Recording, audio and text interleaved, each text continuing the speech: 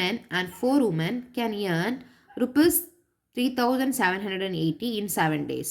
11 men, 13 women can earn rupees 15,040 in 8 days.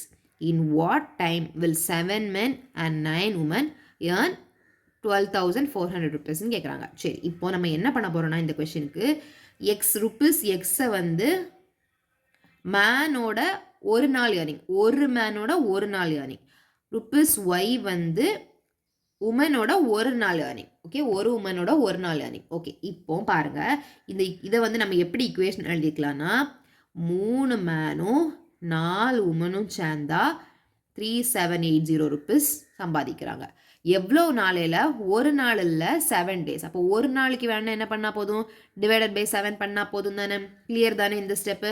அப்போ இதை 7ஆல் divide பண்ணிட்டோன்னா 5 35 பேலன்ஸ் டு 540. இப்போ நமக்கு